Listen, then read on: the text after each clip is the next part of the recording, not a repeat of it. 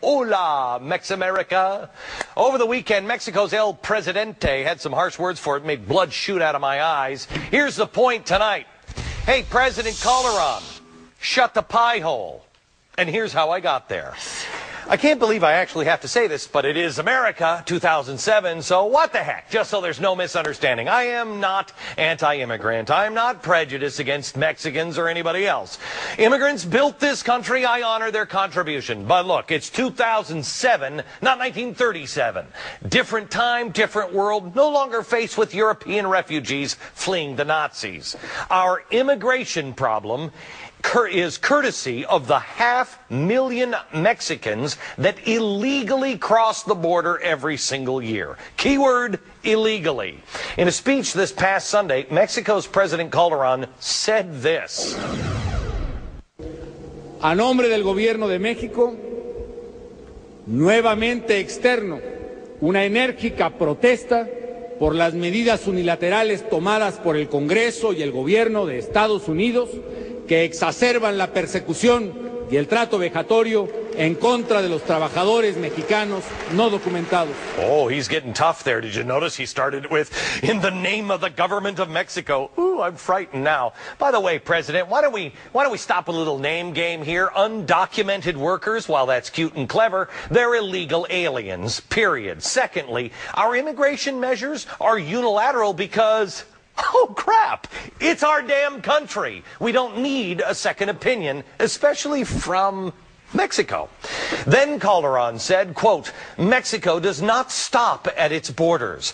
Wherever there is a Mexican, there is Mexico. Oh, my goodness. Wrong again, my amigo. Mexico does stop at the border. And if you don't believe me, we put together this little map here. There it is. See this little red line right there? Yeah, it's kind of squiggly. That's what we like to call a border.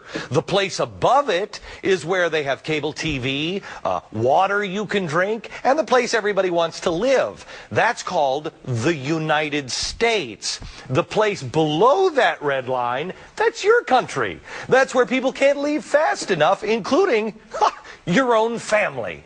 Yes, that's Mexico. So tonight, America, here's what you need to know. Politically incorrect or not, the simple fact remains Mexico and America currently are separate nations. I don't care if there's 12 million Mexicans here or 112 million. They go through the steps to stay and work here in this country legally, or they get the hell out. Every undocumented worker is an illegal immigrant, a criminal, and a drain on our dwindling resources. Make no mistake about it. Mexico's president doesn't really care about Mexicans being persecuted by the big bad gringos. All he cares about is money. Illegal Mexicans here in the United States send $20 billion back to Mexico's economy every single year. For those who don't speak English, that's mucho dinero. President Calderon talks a good game about protecting rights and the principles of his countrymen, but that's bull crapo. Felipe Calderon is a lazy president and worthless leader. If he wasn't, he'd spend more time improving his country and then bad-mouthing ours. Then, maybe Mexico's leading export would stop being, Mexicans. Comprende? Ted Poe is a Republican congressman from Texas.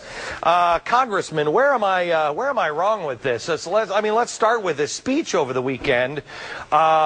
It's incredible that he wants Congress and the president to stop with unilateral decisions on what we do on our border.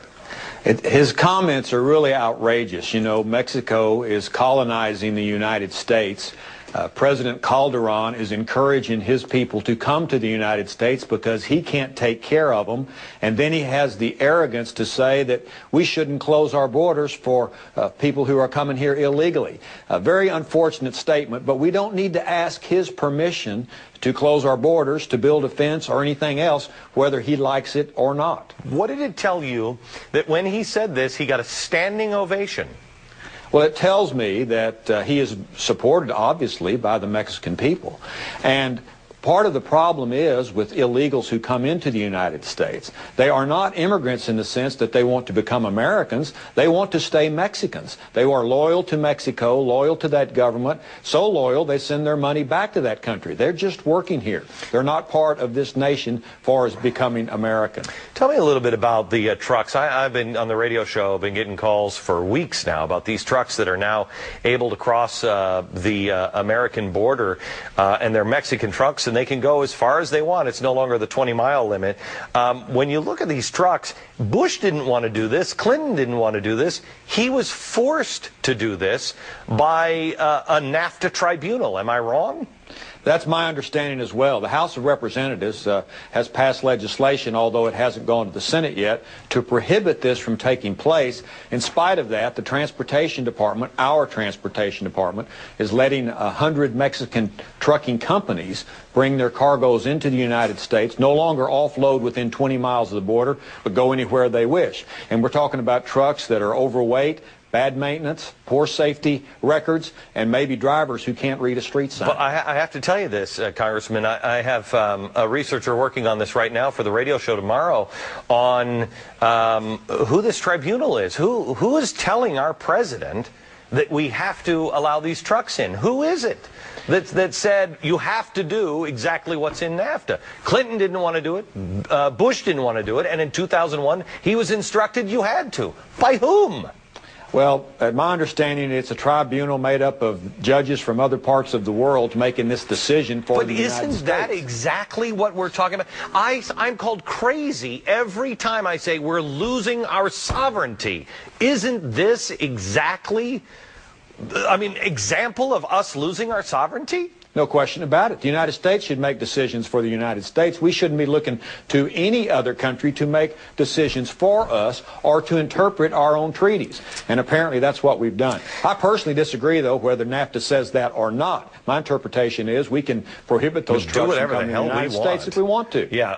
Let me ask you this on the DHS and the ICE memo. It was released I think last month. It was just a clarification and said you're going to get hefty fines if you have hired illegal aliens, and we're coming in to get them. Now the Chamber of Commerce and these unions are starting to come in and say, hey, you can't do that because this hurts big business. Isn't this the time that the American people need to shut these special interest groups down just as hard as they did with Congress? I mean, Congress needs help. If you guys and the president and ICE and DHS are going to go after these guys, the American people have to stand up and tell the Chamber of Commerce and these unions, you shut the pie hole now. Let them enforce the law. No question about it. As you mentioned earlier, it's all about money. And the Chambers of Commerce in the United States seem to promote illegal immigrants in the United States. They don't want businesses prosecuted because these businesses make money. If it's against the law to hire these people, I think we should go after the businesses. You see some of these CEOs carted off to jail. They'll quit hiring illegals. Good. Thank you very much, Congressman.